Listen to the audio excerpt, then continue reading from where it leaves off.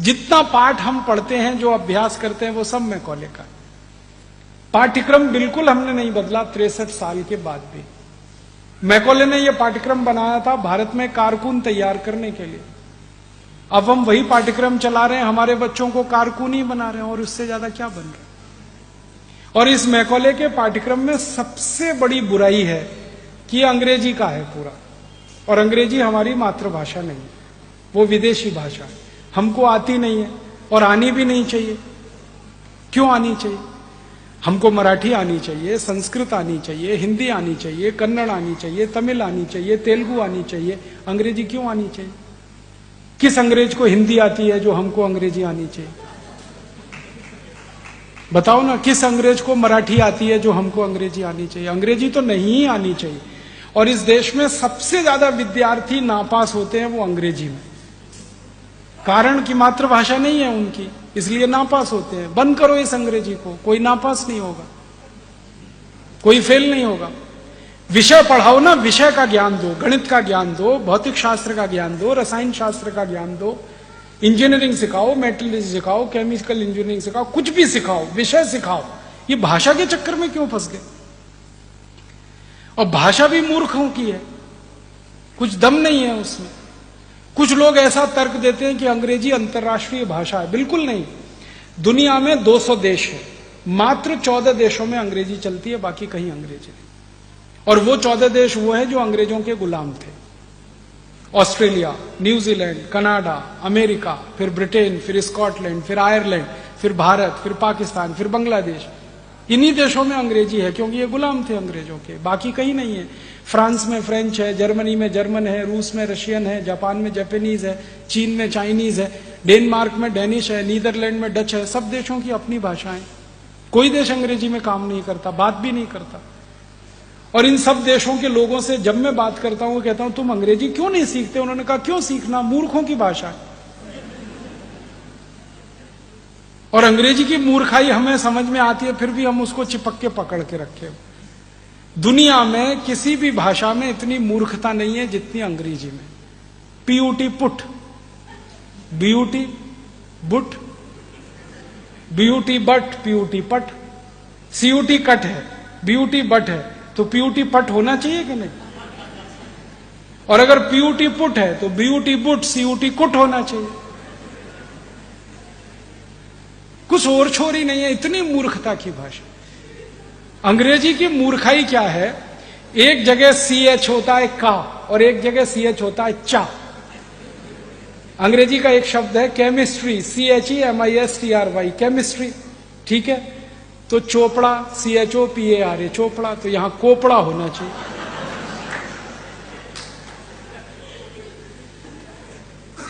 और अगर CHOPARA चोपड़ा है तो उधर केमिस्ट्री होना चाहिए, CHEMISTRY। और जब भी अंग्रेजी के लोगों से बात करो ये क्या चक्कर है, वो कहते पता नहीं, अब है तो हम कर रहे हैं। मूर्खों की भाषा ऐसी होती है।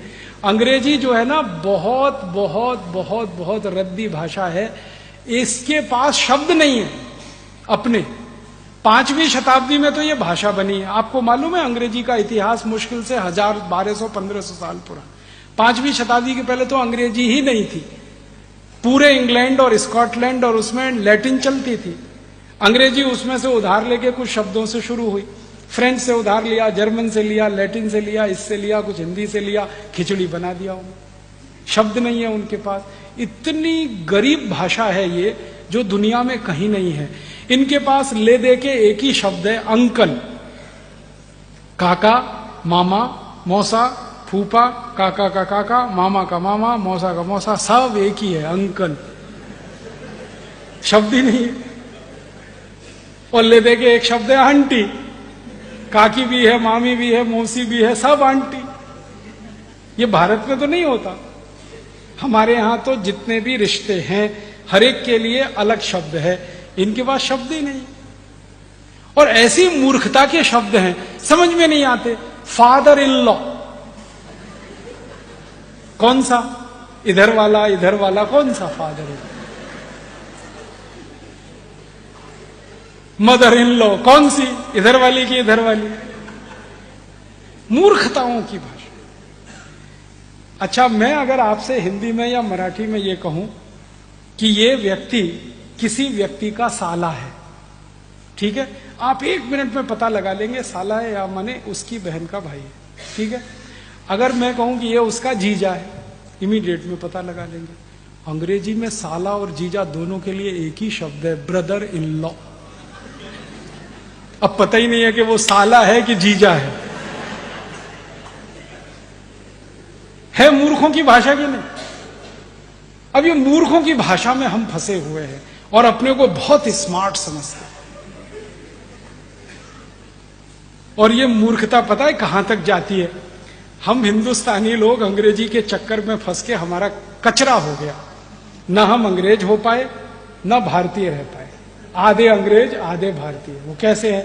किसी के घर में जाओ तो पिताजी का नाम रामदयाल, माताजी का नाम गायत्री देवी, बेटे का नाम टिंकू।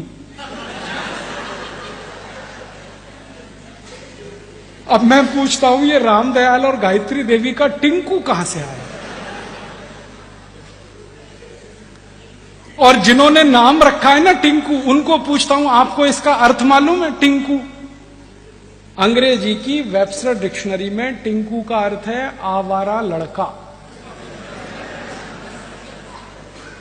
जो बाप की ना सुने मां की ना सुने, वो टिंकू है। और यहां अच्छे खासे अपने बेटे को आप टिंकू बोल बोल के टिंकू बना रहे।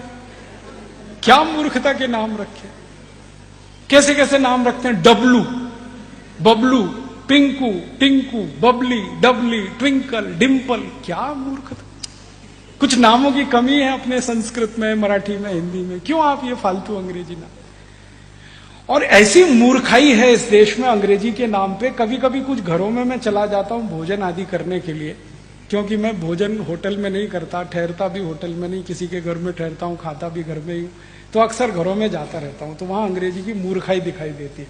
अभी थोड़े दिन पहले मैं किसी के घर में गया दिल्ली, तो उनके एक छोटे से बेटे को माता पिता ने मेरे सामने लाके खड़ा कर दिया। ये हमारा बेटा है। मैंने कहा ठीक है, बहुत अच्छा, ये बहुत होशियार है। मैंने कहा अच्छा, ये बहुत अच्छी कविताएं सुनाता। मैंने कहा अच्छा, सुनवाओ जरा।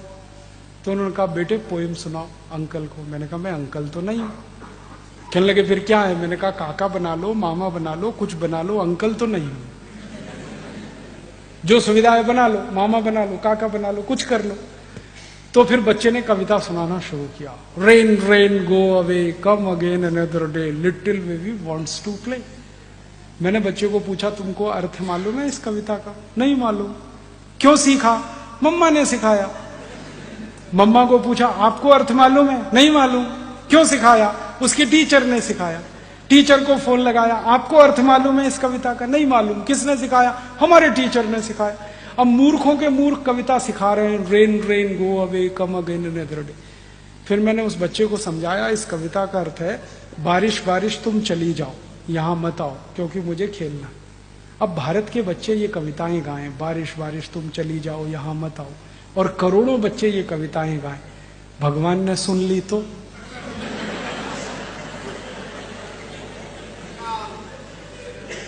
भगवान ने अगर कविता सुन ली तो बारिश को वापस बुला लेगा, यहां बारिश होगी नहीं।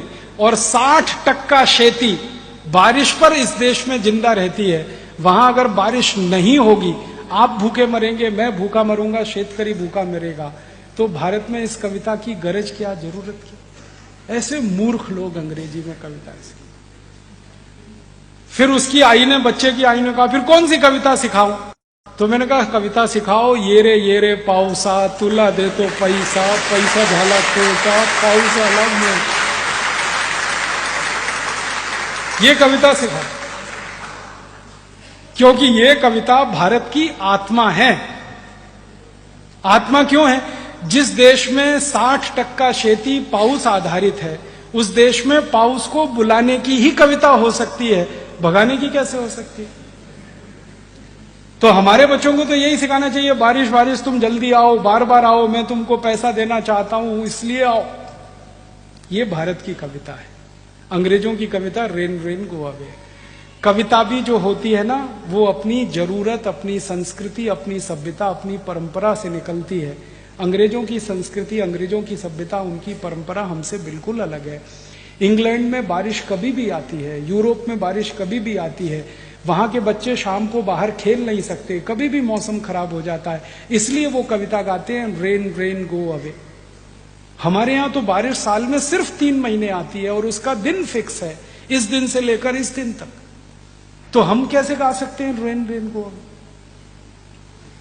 और बारिश का समय जब निश्चित है और बारिश पर पूरे देश की अर्थव्यवस्था निश्चित है, तभी इस देश में बारिश आधारित बहुत सारे साहित्य लिखे गए हैं, बहुत सारी किताबें लिखी गई हैं। हमारे देश में महाकवि कालिदास ने जो मेघों का वर्णन किया है और उसमें से जो उस उत्साह उत्पन्न होता है सुनकर बोलकर, वो हमारी संस्कृति का हिस्सा है, क्योंकि जरूरत है हमारी। महाकवि कालिदास इंग्लैंड में नहीं हो सकते जो मेघों का इतना सुंदर वर्णन कर सकते हैं, वो जरूरत है हमारी। तो हम तो हमारी जरूरत सभ्यता संस्कृति परंपरा में से लेंगे, अंग्रेजों की सभ्यता संस्कृति परंपरा से हमारी जरूरत पूरी नहीं। तो इस अंग्रेजियत को छोड़िए, आप भाषा को छोड़िए। अंग्रेजों को आपने छोड़ दिया, इस भाषा को क्यों पकड़ के रखा? अपनी जिंदगी से निकालिए इसको।